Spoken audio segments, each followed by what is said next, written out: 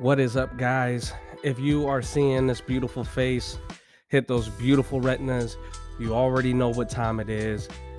This is your boy D2 Nice. This is the Who Are They podcast, and I am going to be quickly giving you a breakdown, my predictions of who will be coming out victorious for UFC 284. So, without further ado, we are going to start with the first matchup of the main card.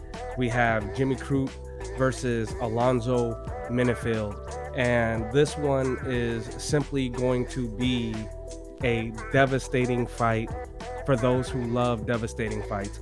The long and short of it is, with Alonzo coming off of a win, with Jimmy Crute coming off of a pretty bad loss.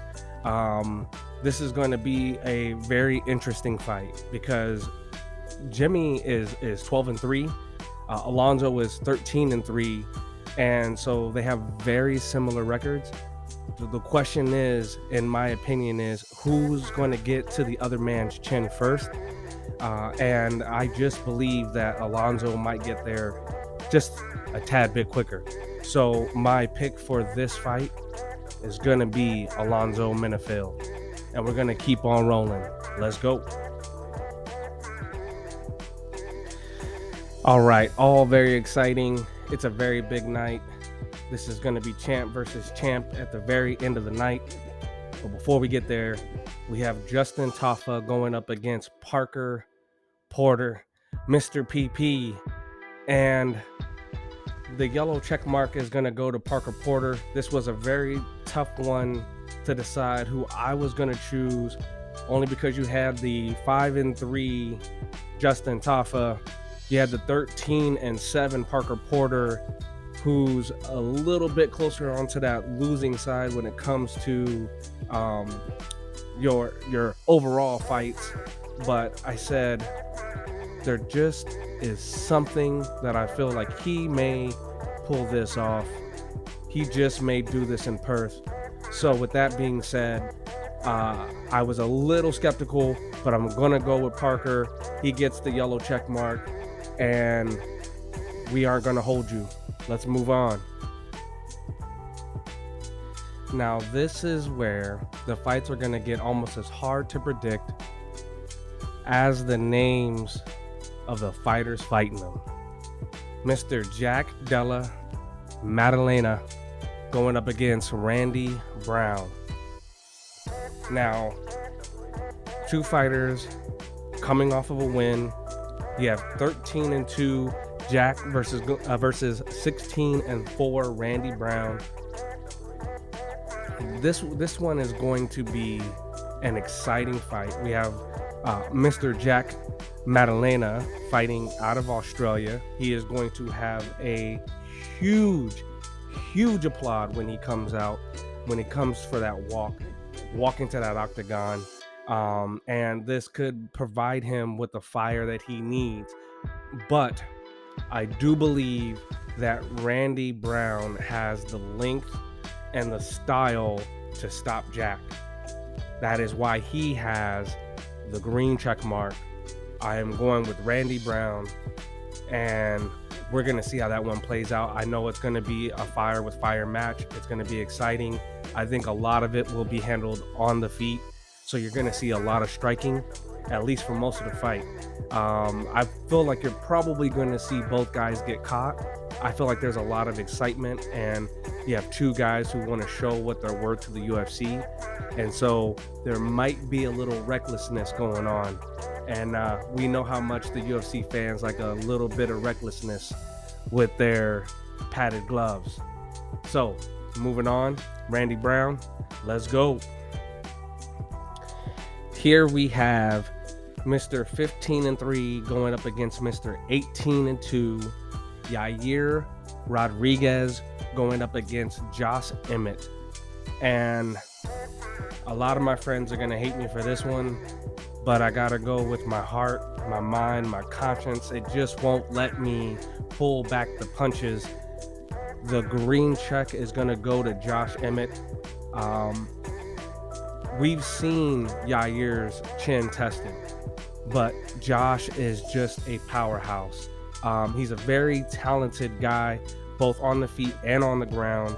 And I just think that he is going to have what it takes overall to get this job done. Yair, we've seen him in some spectacular fights, one of the nastiest elbows you've ever seen to knock a guy out completely cold. He is a spectacular fighter. I think the difference is having tanks going up against mega bombs. We're gonna find out. It won't take long. Josh Emmett, let's go. Now, this is the reason that if you haven't fallen in love with mixed martial arts, with the UFC, with UFC fighters, this is the reason right here. This is the reason why you do. When you have the pound for pound GOAT in the UFC right now saying, hey, I'm going to go up in weight. I'm going to fight the bigger, taller, slightly longer man, because we know that Alexander has a longer reach. He's going to go up against Islam Makhachev. And we know where he's at right now, since he's put on an 11 fight win streak run. And I mean, just murderer's row, right? Per se. I mean, he's been the murderer on the row. You have two guys who are willing to put life and limb on the line, and then reputation, and then legacy. So they're going to stack everything on top of each other and walk that right into the octagon. And here's what's interesting about it. I say it time after time. I love boxing. I have nothing against boxing, but this is where I feel like the UFC promotion and mixed martial arts has kind of set itself apart from boxing. Is the best are fighting the legitimate best. This is champion versus champion. This is number 1 versus number 2. This isn't number 1 versus number 14. All right. And so let me say it. Let me break it down like this. This fight is going to be exciting. No matter how long it goes, no matter who wins, I do not feel like this will be a fight where the fans leave disappointed in any way, shape, or form, other than the fact of the guy that you wanted to win may not have won. I have a lot of respect for Alex going up and putting that pound for pound on the line, because a lot of people will be like, oh, well, he's not really putting anything on the line. Well, he's putting pound for pound on the line. Islam needs that respect shown, because he is putting his championship belt at lightweight on the line.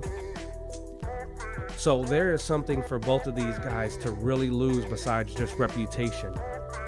Now, I am giving that little green check to Islam.